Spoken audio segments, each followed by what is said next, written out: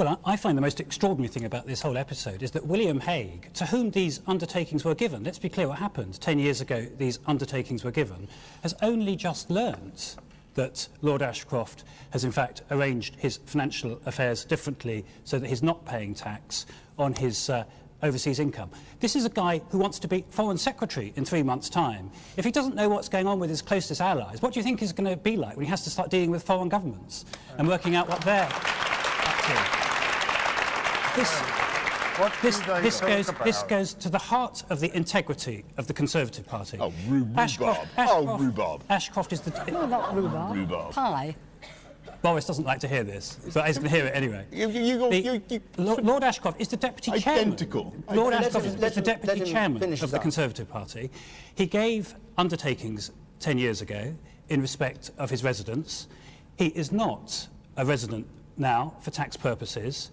And the questions which should have been asked only came about because of freedom of information requests put in, which enabled people to trace the facts that he wasn't in fact resident here for tax purposes. Okay. Now, I'm a member of the government who's constantly subject to freedom of information requests. I'd thought the purpose of freedom of information was to find out what the government was up to. It's only by FOI we can now find out what's going on in the Conservative Party at present, and I think that needs to be put right. Carol, I'll come to you in a second. Let me just take that gentleman there on the second row. Yes.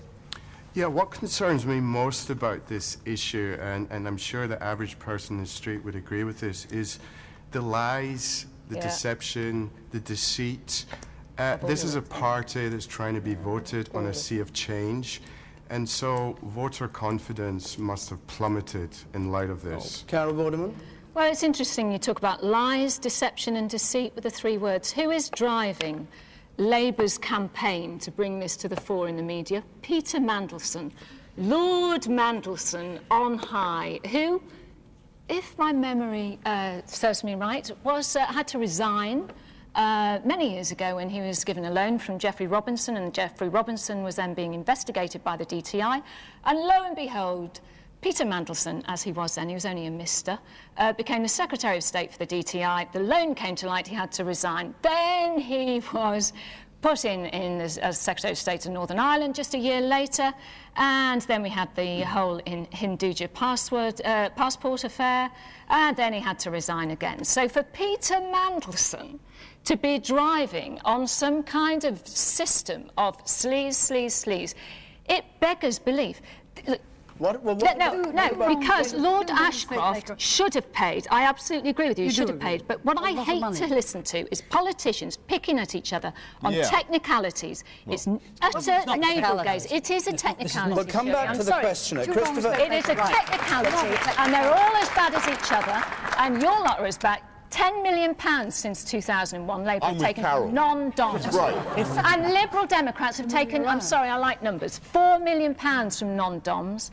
And Chris Huhne, who's all, Saint Chris Huhne, he has taken money from, for his leadership campaign from the Carousel Company, which is run by from a non-DOM run company. Chamber of the Houses of Parliament. That's the distinctive... But Shirley, it's a technicality, Shirley. Right, we're all fed up one thing, panel. If you all speak at once, the audience can't hear one of you, any of you. So try and do it one at a time. But the woman in red there, and then I'll come to you, Boris. I think the electorate and this audience are very intelligent people, and I think we're all becoming quite concerned about the mudslinging that's going on. It was Gordon Brown last week, it's Lord Ashcroft this week.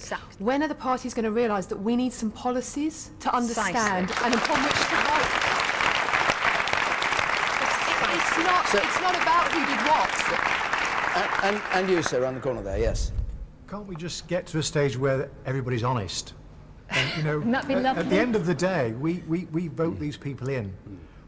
Can they not start to take an honesty test? Because they're all as bad as each other. Yes, and Harriet Harman was in the House yesterday. Excuse me, can I just make a small appeal for sympathy for politicians, okay? Since the 1970s, when around 10% of the electorate belonged to a political party, their membership base has plummeted to under 4%. pity the poor politicians. Nobody wants to belong to their grotty little political parties. Nobody wants to give them their money. So these poor, sad folk are reliant on a few very wealthy individuals to bail them out. Dictatorship? No, I would prefer that your parties, if I think very nice. Not a dinner party. It's a television program. I know, but can I be the first politician to try and get the ball back over the net then? Because he's not right. Actually, well, you shouldn't pity you. Well, you know, no, of course you shouldn't pity. Of course you shouldn't pity politicians. I pity you. Well, thank you. Well, at least okay, well, if I've got nothing else, I've earned your pity tonight, which was actually my objective. And the second thing I'd say is, I think you'll find, Will, that you are factually inaccurate in stating that political parties are wholly reliant on a bunch of on a small number of very rich people. Actually, huge proportion of political parties' income comes from wine and cheese, or all the kind of stuff where I have to go and give speeches and raffles. Thank you. And then I auction copies of my book. We have a nice representative group, hand-picked representative group. Who among them? The woman in the second row there. Widows might. All right, the woman in the second row. Support the political party. Can I just say that I am a member of a political party, and may I agree with Shirley that I don't think the issue is that Lord Ashcroft contributed as a non-dom. I think that many people have done this, and that's not the issue. The issue is that complete lack of sincerity and transparency that spanned a decade, which I personally can't understand, and But a decade in which there have been so much Labour sleaze in this last decade. I'm sorry. This is a continually. I am fed up with a whole lot of them.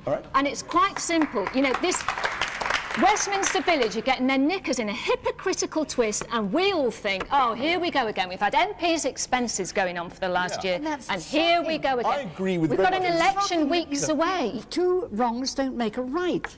All right. Which is what you keep arguing. What will make a right is if you stop speaking over each other.